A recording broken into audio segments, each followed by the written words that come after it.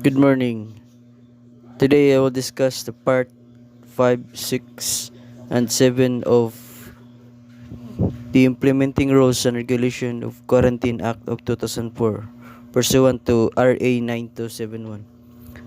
Part 5, Inspection of Aircraft upon arrival from foreign airports. Section 29.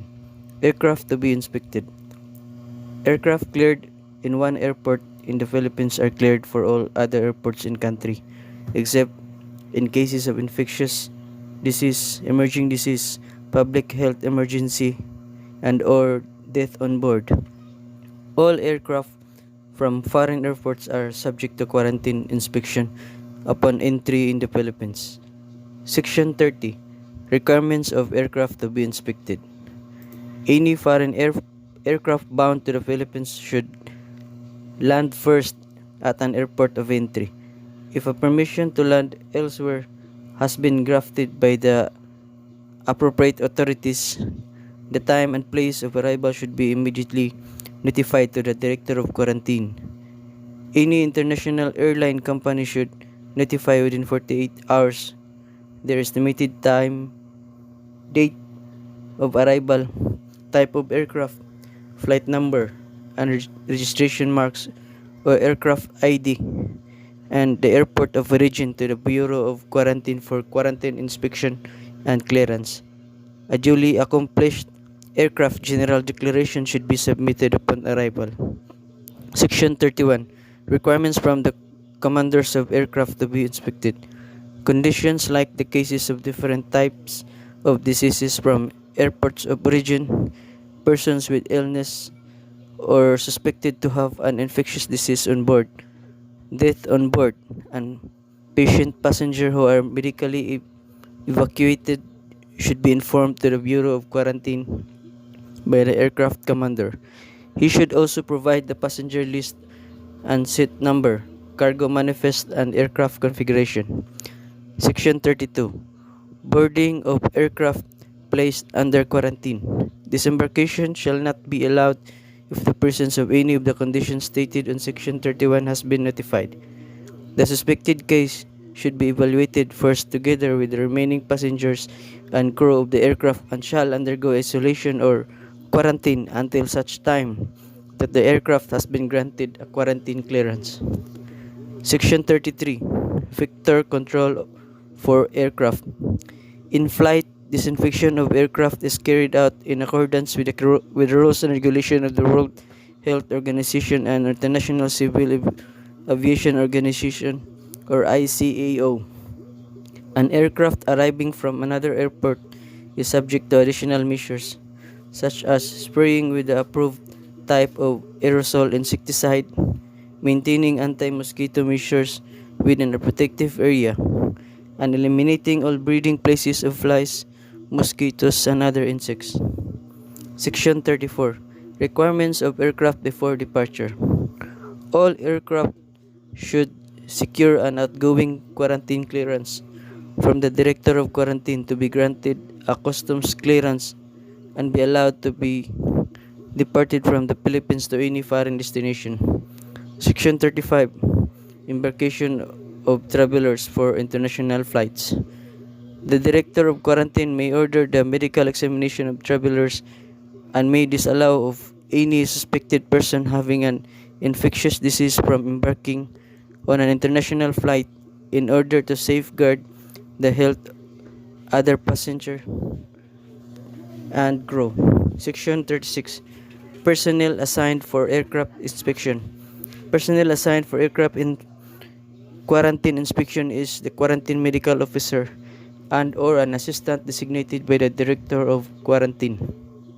In an airport where there is no quarantine medical officer, a duly trained physician will be designated.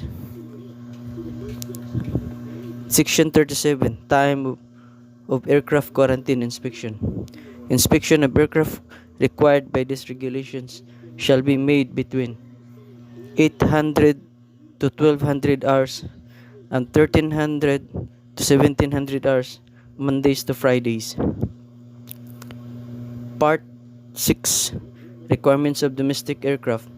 Section 38. Aircraft to be inspected. All domestic aircraft with the existence of an infectious disease and or death or board are subject to quarantine inspection. Section 39, requirements from the commander of the aircraft to be inspected. As stated in Section 31, conditions like the cases of different types of diseases from airport of a region, persons with illness or suspected to have an infectious disease on board, death on board, and patient passenger who are medically evacuated should be informed to the Bureau of Quarantine by the aircraft commander. He should also provide the passenger list and seat number, cargo manifest, and aircraft configuration. Section 40. Immunization requirements. The Director of Quarantine may require immunization if in his discretion such requirements are essential. Section 41. Embarkation of travelers for domestic flights. As stated in Section 35, the Director of Quarantine may disallow the embarkation of any suspected person having a contagious disease in order to safeguard the health of the crew and other passengers. Section 42. Personnel assigned for inspection of domestic aircraft. As stated in Section 36, the personnel assigned for aircraft quarantine inspection is the quarantine medical officer and or an assistant designated by the Director of Quarantine. In an airport where there is no quarantine medical officer, a duly trained physician will be designated. Section 43. Boarding of domestic aircraft placed under quarantine. Embarkation shall not be allowed if the presence of any of the conditions stated in the Section 39 has been notified. The suspected case should be evaluated first together with the remaining passengers and crew of the aircraft and shall undergo isolation or quarantine until such time that the aircraft has been granted of quarantine clearance. In addition, when the aircraft is exposed to radiological, biological, or chemical terrorisms, the actions on such incidents should be followed in accordance with the guidelines on preparedness and response to radiological, biological, and chemical or RBC incidents stated in Annex A. Part 7. Detention of conveyance under quarantine. Section 44. Conveyance placed in detention. Any vessel or aircraft which the Director of Quarantine determines and considers to be infected with diseases shall be detained in quarantine. Section 45. Requirements of conveyance in detention. No conveyance under quarantine is allowed to move without the permission of the Director of Quarantine. Vessels under quarantine shall fly a yellow flag while under detention. Section 46. Detention of persons. Persons on board a conveyance under detention shall be subjected to all the restrictions imposed by the Director of Quarantine. That's all. Thank you.